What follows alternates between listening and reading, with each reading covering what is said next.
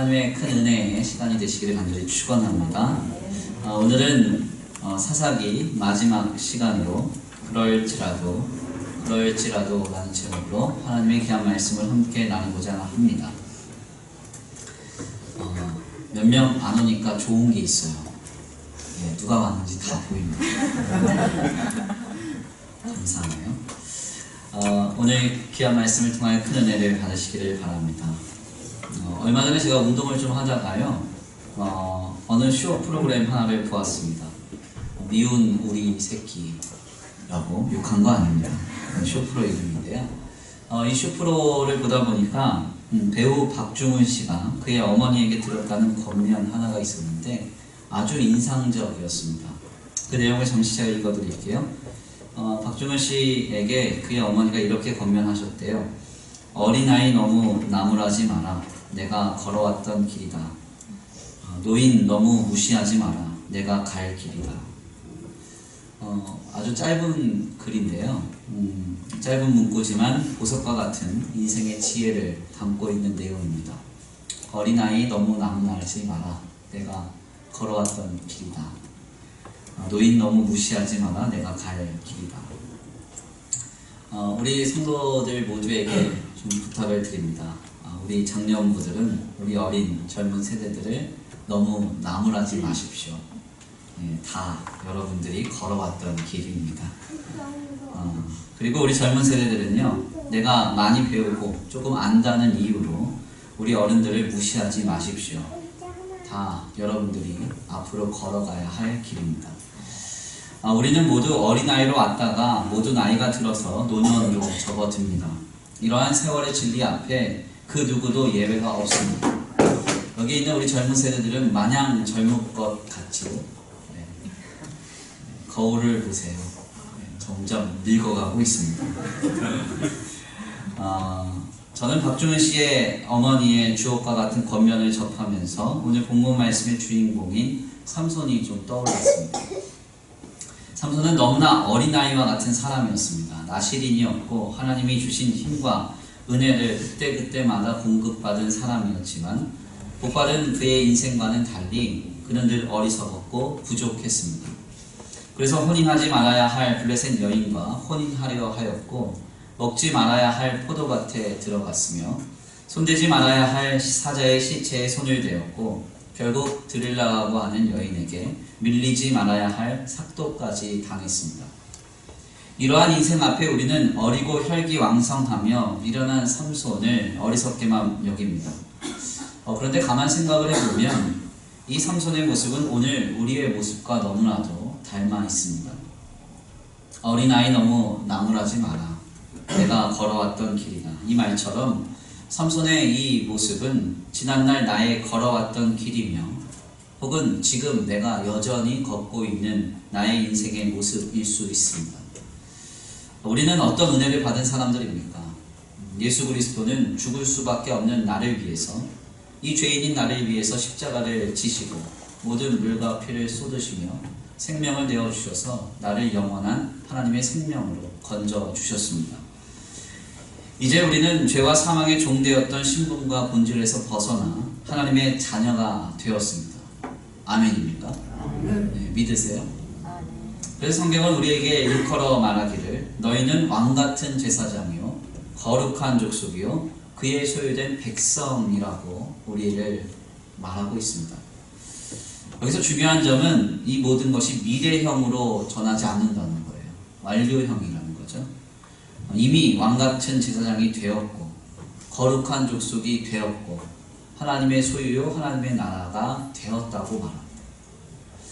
그렇다면 여러분들은 지금 왕같은 제사장으로 살아가고 있습니까? 어때요? 친구들이 볼 때 저 왕같은 제사장이 따로 여기 있네 이러면서 감격하고 하나님의 소유된 백성이 여기 있구만 은혜 받지 않나 보네요. 네. 우리가 거룩한 족속 하나님의 소유된 백성으로 살지 못할 때가 너무나 많습니다. 여전히 죄인 되어서 죄와 사망을 이기지 못하고 살죠. 주일날 교회당에 와서는 잠깐 예배를 드리면서 큰 은혜와 깨달음을 힘입은 양 느끼지만 정작 우리의 직장과 학업, 삶의 현장으로 여러분들 돌아가서는 내 옆에 있는 사람의 한마디 말과 환경 하나에도 쓰러지고 타협하는 신앙의 연약한 모습을 보일 때가 많습니다. 그러니 여전히 우리는 종된 인생을 살아가고 있는 겁니다. 성경은 분명 너희는 왕같은 제사장이요 거룩한 족속이요 그의 소유된 백성이라고 우리의 신분과 본질이 바뀌었다고 얘기하는데 우리는 예전의 신분으로 살아갈 때가 많다는 것이죠. 그러니 우리가 괜히 삼손을 어리석게 생각할 필요가 없습니다. 우리는 지난날 충분히 삼손과 같이 살았거나 혹은 충분히 지금 삼손과 같은 모습으로 살고 있기 때문에 그렇습니다. 지난 주일의 일입니다. 제가 지난 주일 오후에 설교를 하다가 우리 젊은 형제들의 결혼관에 대해서 잠깐 말했습니다. 우리 젊은 형제들이 어리고 예쁜 여자를 원하는 것이 바르지 않다 이런 얘기를 잠깐 했습니다. 기억하세요? 네, 그래서 제가 덧붙였잖아요. 되어가야 한다고. 네. 다들 기억이 안 나요? 네. 망각의 은사가 있어서 감사합니다. 했던 설교 똑같이 해도 뭐 은혜 받겠네요, 제가 보니까. 네. 근데 제가 집에 돌아와서요. 그 다음 날쯤인가 이야기를 나누는데 저희 아내가 그럽니다. 여보, 설교 예화 좀 생각을 하고 해요. 이래요, 저한테. 그래서 왜 그러냐 그랬더니요. 남자 청년들 보고는 어리고 예쁜 여자를 고집하지 말라 해놓고 왜 당신은 어린 여자랑 결혼했냐는 생각해보니까 그렇더라고요. 근데 다만 얘기를 듣다 보니까 아니 아무리 그래도 그렇지 사모가 자기가 자기들 어리고 예쁘다고 하는 건 좀 문제 있지 않습니까? 제가 뭐 할 말이 좀 없길래 그랬습니다. 내가 살아봤으니까 알지 이렇게 얘기했어요. 이 얘기 집에 가서 생각하면 엄청 웃깁니다. 사실 우리가 어떤 것을 지적하거나요 어떤 것을 이렇게 말할 때 나 자신을 보지 못하고 말할 때가 많다는 것이죠. 우리는 간혹 성경의 인물들을 보면서 그들의 실수나 범죄를 매우 한심하게 여기거나 도통 이해하지 못할 일들로 여기는 경향이 짙습니다. 그러나 성경에서 굳이 믿음의 선조들이라고 하는 사람들의 인생을 우리에게 조명하면서 그들의 연약과 죄악까지도 우리에게 들려주는 이유가 무엇일까요? 그들의 모든 연약과 죄악이 곧 우리들이 지나온 길이고 또한 우리가 밟아가고 있는 현재의 인생의 여정임을 알게 하기 때문에 그렇습니다. 즉 수천 년 전에 성경의 수많은 인물들의 인생을 그들만의 인생으로 보지 말고 성경은 지금 그 인생을 통하여 너 자신을 보라고 말하고 있는 것입니다. 그래서 예수님께서도 뭐라고 말씀합니까? 판단하지 말라 그랬잖아요. 판단하지 말라. 남들에 대해서 판단하지 말라. 너희가 하는 그 판단으로 너희가 판단을 당할 것이다 그랬어요. 하나님이 원하시는 것은 성경의 모든 메시지와 권면과 도전을 나의 말씀, 나의 메시지, 나의 권면으로 받기를 기대하고 계십니다. 그래서 성경은 보면 볼수록 거울과 같이 우리 자신을 바로 보게 되는 놀라운 유익이 있습니다. 성경에 깊이 빠져 은혜에 젖으면 젖을수록 나 자신의 실체를 더욱 발견하게 되고요. 주님 앞에 더욱더욱 회개를 이루게 되는 것입니다.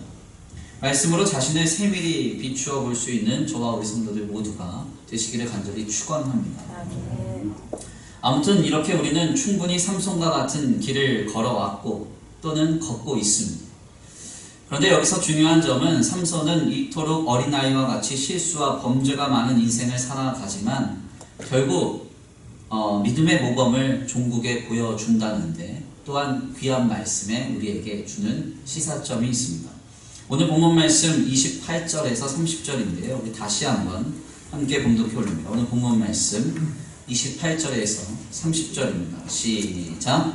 삼손이 여호와께 부르짖으되 주를 구하여 구하오나니 나를 생각하옵소서. 하나님 구하오나니 그만 나를 구하옵소서. 아이를 들으려 그에서 사람에게 문수를 단번에 갖게 하옵소서 하고 삼손이 집을 박힌 두 기둥 가운데 하나는 왼손으로 하나는 오른손으로 껴 의지하고 삼손이 이르되 블레셋 사람과 함께 죽기를 원하노라 하고 힘에 다하여 몸을 높이며 그 집이 곧 무너져 그 안에 있는 모든 문백들과 온 백성에게 덮이니 삼손이 죽을 때에 죽인 자가 살았을 때에 죽인 자보다 더욱 많았더라. 아멘.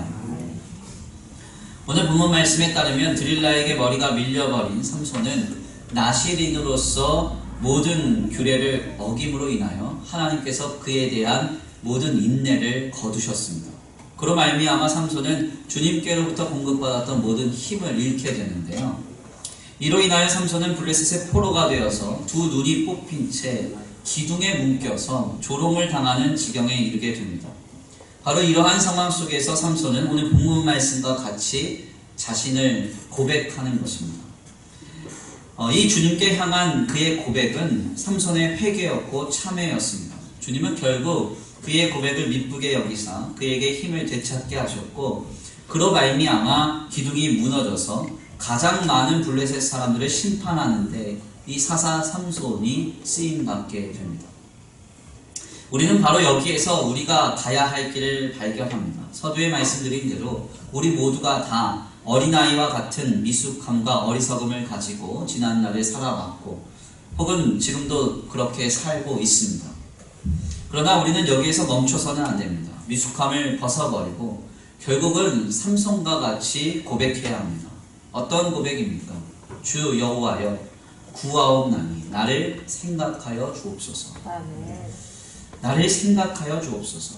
여기서 나를 생각하옵소서라는 이 말인 히브리말 사카르는 나를 돌이켜 기억해달라라는 말로서 불쌍히 여겨 주옵소서 하는 뜻을 담고 있습니다. 즉 삼손은 지난날 자신의 죄와 악했던 모습을 벗어버리고 주님 앞에 죄인의 모습으로 나아가는 회개를 고백하고 있었던 것입니다. 결국 하나님은 삼손의 회개를 보시고 다시금 그에게 힘을 주사 그가 생전에 쓰임받았던 것보다 더욱 크게 마지막에 그를 사용하십니다. 우리는 여기에서 우리가 가야 할 길을 배웁니다. 성도가 미숙하고 연약하며 어린아이와 같을지라도 어떠한 길을 앞으로 걸어가야 합니까? 우리가 가야 할 길은 바로 주여 한 번만 나에게 힘을 주사 나를 불쌍히 여겨 주옵소서. 주님을 붙드는 회개의 길이라는 것을 깨닫게 됩니다. 우리는 흔히 회개라고 하면 우리가 지은 죄를 깨닫고 주님 앞에 죄를 고해하는 것 정도로 우리가 회개를 생각합니다. 그러나 진리인 기독신앙의 진정한 회개는 자신의 죄인됨을 고백하는 것입니다. 죄인됨을 고백하는 게 뭐예요? 내가 어떤 행위로, 말로, 혹은 어떤 생각으로 지은 죄가 내가 깨달아져서 회개하는 게 아니라요. 내가 죄를 지어서 죄인이 아니라 내 안에 죄가 있으므로 죄인, 그러니까 늘 결핍되고 부족한 존재인 하나님이 필요한 존재라고 주님 앞에 나를 고백하는 것이 회개입니다. 그래서 성도는 어떤 윤리적이며 도덕적인 범주 아래에서 죄를 짓지 않았어도 항상 회개할 수 있습니다. 아, 목사님 왜 자꾸 회개하라 하세요? 나 잘못한 거 없어요. 교회 잘 나왔고 열심히 공부했고 일주일 내내 직장과 생업 혹은 삶의 자리에서 성실하게 살았습니다. 그래도 성도는 회개를 그치지 말아야 합니다. 왜요? 회개는 죄를 지어서 회개가 하는 게 아니라 내 안에 죄가 있으므로 하나님이 간절히 필요하기 때문에 내 존재를 보고 주님을 찾는 행위가 회개이기 때문에 그렇습니다. 바로 어린아이와 같은 길을 걸어왔고 혹은 걷고 있는 우리가 앞으로 가야 할 길은 바로 이 회개의 길입니다. 주님을 항상 찾고 구하며 두들기며 주님을 간절히 필요하다고 늘 고백하는 인생이 바로 우리가 가야 할 회개의 길이라는 것입니다. 저는 요 근래 저희 둘째 아이인 영광이가 말하는 것에 좀 푹 빠져 있습니다. 내리사랑이라고 해서 둘째 아이가 너무 귀엽습니다. 저만 그런 거니까 그렇게 무서운 표정으로 저 안 보셔도 됩니다. 그런데 이제 둘째 아이 성격이 보통이 아닙니다. 네, 그래가지고 자기가 원하는 것이 있는데 안 되면 막 소리 지르고요. 뒤로 돌아듣고 막 그럽니다. 도대체 누구에게 배운 걸까요? 저는 그런 아이를 볼 때마다 요한복음 8장 44절을 늘 떠올립니다. 너희는 너희 아비 마귀에게서 났으니. 제게 배운 건 확실히 아닙니다. 아무튼 아이가 매우 심히 고집을 부릴 때면 저와 저희 아내는 아이의 부탁을 바로 들어주진 않습니다. 이거 안 돼, 저거 안 돼 하면서 땡깡을 부리면 꼭 아이에게 말을 고쳐줍니다. 이거 해주세요. 이렇게 말해. 이렇게 얘기를 해요. 그러면 그 아이가 그치고 이거 해주세요. 그렇게 얘기합니다. 그러면 그 다음에 또 시킵니다. 예쁘게. 그러면 이제 두 손을 이렇게 해서 이거 해주세요. 그때 이제 많이 들어줍니다. 왜 이렇게 하는가 하냐면 간단합니다. 그 아이의 장래와 미래를 위해서 그런 것입니다. 물론 부모의 마음은요, 당장 다 해주고 싶죠. 네, 그런데 교육상 그렇게 하는 것이 좋지 않기 때문에 그렇습니다. 모건 스카펙 박사가 하는 얘기가 있잖아요. 그게 뭡니까? 즐거운 일을 뒤로 미루는 훈련이 되지 않으면 사람들은 무기력증에 걸리고 정신질환을 앓을 수밖에 없다는 거. 부모가 자녀에게 해줄 수 있는 건 뭐냐면 지금 당장 하고 싶은 것을 뒤로 미뤄주라는 겁니다. 아, 이거 먹고 싶어요. 참으라는 거예요. 저기 가서 운동장 뛰고 와서 먹어. 숙제하고 와서 게임해. 이런 식으로 이걸 훈련시켜줘야 된다는 거죠. 별로 감동이 없네요. 잘못했는데. 애기를 안 키워봐서 그래요. 아무튼 중요한 점은 뭐냐면 하나님도 이와 같은 방식으로 우리에게 역사하실 때가 많다는 거죠. 간혹 스스로 후회하고 반성하는 것과 회개하는 삶을 착각하는 사람들이 있습니다. 내가 잘못했구나, 내가 실수했구나, 이런 것을 깨닫는 것이 회개라고 생각하는 것입니다. 그런데 이것은 회개가 아닙니다. 회개는요, 깨닫는 데서 더 나가야 됩니다. 하나님 도와주옵소서. 예쁘게 말해야죠. 예쁘게. 제발 간절히 도와주십시오. 주님이 필요합니다. 주님이 절실합니다. 주님이 아니면 안 됩니다. 하면서 나의 죄와 그 죄의 비참의 문제를 주님께 가져가는 데 이르러야 됩니다. 이게 회개입니다. 한번 생각을 해보세요. 예수님을 팔았던 가룟 유다라는 사람이 있습니다. 이 가룟 유다는 예수님을 팔았습니다. 그런데 그가 후회를 하지 않았느냐? 아니요, 후회 많이 했습니다. 반성하지 않았느냐? 아니요, 반성 많이 했습니다. 오죽하면 자신이 예수님을 팔아 받은 은 30도 대제사장과 장로들에게 도로 갖다 줄 정도였습니다. 여러분, 교회 공동체 안에서도요, 사기를 치고도 돈 안 갚는 사람 많습니다. 회개하세요. 우리 청년들은 그런 사람 없죠. 중요한 건 뭐냐면 그런 사람 많아요. 돈을 돌려줬다는 것은 정말 많이 후회했다는 것. 거기다가 그 자책이 너무 심해서 목숨을 스스로 끊지 않습니다. 얼마나 스스로 반성했다는 거예요. 그런데 성경은 이에 대해서 전혀 회개했다고 말하지 않습니다. 우리는 그래서 지금까지도 예수님을 팔아버린 극악한 사람으로 가룟 유다를 배우고 있습니다. 왜 그렇습니까? 자신의 모든 죄악의 문제를, 그 연약을 예수 그리스도께 가지고 가지 않았기 때문에 그렇습니다. 회개한다는 것은 주 여호와여 구하옵나니 나를 생각하옵소서. 이 마음의 각과 이 정신을 가지고 주님께 나 자신을 드리는 것을 말합니다. 다만 나를 불쌍히 여기소서. 내가 죄인입니다. 주님이 간절히 필요합니다. 이 고백을 이룰 때 우리는 회개를 했다고 하고, 바로 이것이 우리가 가야 할 길이라는 사실을 알아야 합니다. 진정한 회개를 통하여 우리는 하나님의 역사와 회복을 경험하게 될 것입니다. 마치 사사 삼손이 모든 힘을 빼앗겼다 할지라도 그의 진정한 회개 뒤에 하나님께서 힘을 돌려주셔서 생전의 삶보다 더 크게 사용하셨듯이 회개된 삶을 통해서 하나님이 우리 귀한 성도들의 삶을 들어 사용하실 것입니다. 그 역사의 주인공 되시기를 간절히 축원합니다. 다시 서두의 예화로 돌아와서 박중훈 씨의 어머니의 권면을 생각해 봅니다.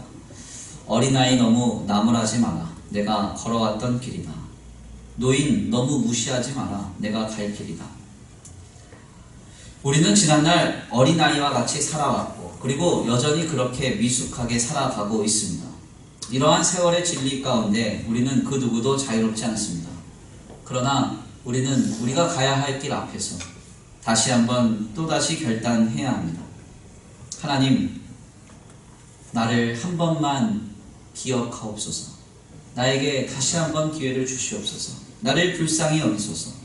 늘 회개하면서 우리의 길을 살아낼 때에 삶의 마지막 순간 진정한 회개를 통하여 하나님께 가장 귀하게 쓰임받았던 삼손처럼 주님께서 우리의 삶을 아름답게 이루시고 세워가실 줄 믿습니다. 그 역사의 주인공 되시기를 간절히 축원합니다. 우리 이 시간 귀한 말씀 붙들고 함께 기도 올려드리기를 원합니다. 찬양의 가사를 생각하시면서 함께 결단하시겠는데요. 내 마음속 전부를 다 아시는 주님, 나 당신께 숨길 것 하나 없네. 우리 주님 앞에 우리의 마음을 내어드리면서 이 시간 함께 기도하겠습니다.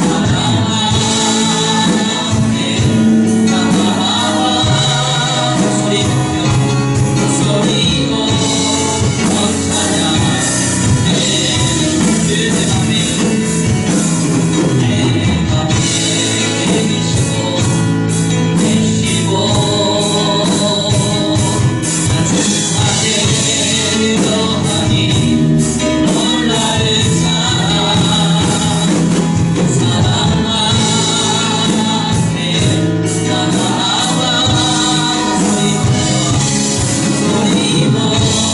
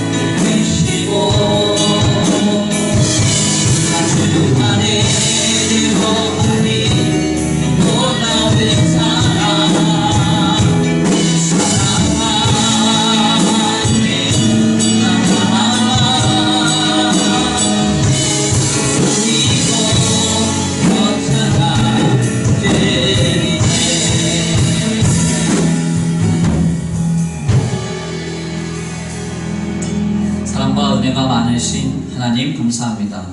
오늘 귀한 자리로 인도하여 주셔서 주님 안에서 귀한 사사기서 마지막 강해의 말씀을 나누게 하시니 감사합니다.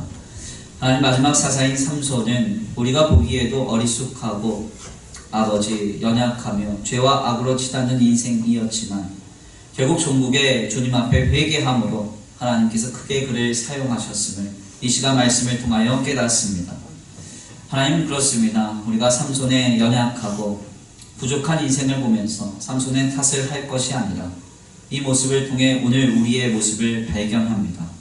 하나님, 나도 연약하고 부족하며 어린아이와 같은 미숙한 길을 걷고 있사오니 주여 나를 불쌍히 여기사 나를 한 번만 돌아보사 다시 한번 힘을 주셔서 하나님의 큰 일을 감당할 수 있는 거룩하고 복된 성도의 삶이 영이 될 수 있도록 주님 붙들어 주시옵소서.